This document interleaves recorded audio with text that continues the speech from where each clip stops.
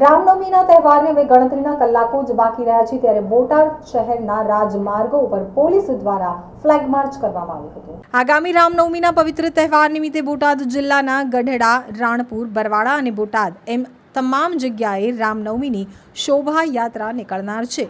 ત્યારે આ શોભાયાત્રામાં કોઈ અનિચ્છનીય બનાવ ન બને અને કાયદો તેમજ વ્યવસ્થા જળવાઈ રહે તેવા હેતુથી બોટાદ જિલ્લા પોલીસ દ્વારા ચુસ્ત પોલીસ બંદોબસ્તનું આયોજન કરવામાં આવ્યું છે। ત્યારે તેના અનુસંધાને આજરોજ બોટાદ જિલ્લા પોલીસ દ્વારા ફ્લેગ માર્ચનું પણ આયોજન કરવામાં આવ્યું હતું। બોટાદ શહેરમાં ફ્લેગ માર્ચ શું કહેશો, શું કારણ, કયા રૂટ પર?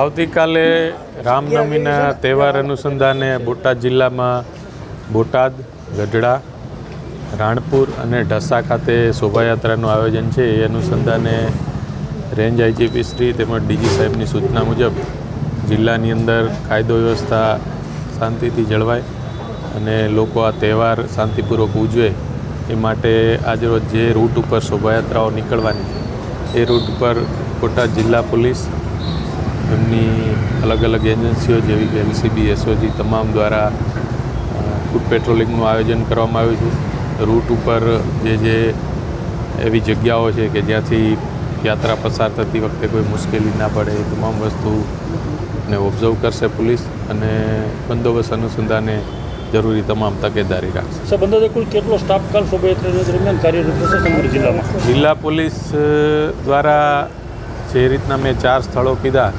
એ જગ્યાએ શોભાયાત્રાના વાહનો અને એમાં જોડાનાર માણસો એ મુજબ બંદોબસ્તની વહેંચણી કરવામાં આવી છે। બોટાદ પ્રોપર ખાતે આવતીકાલે 1 ડીવાયએસપી, 2 પીઆઈ, 5 પીએસઆઈ અને 100 જેટલી પોલીસ અને હોમગાર્ડ જેનો બંદોબસ્ત હશે। એ જ રીતે ગઢડા, રાણપુર અને ઢસા ખાતે પણ જરૂરી બંદોબસ્ત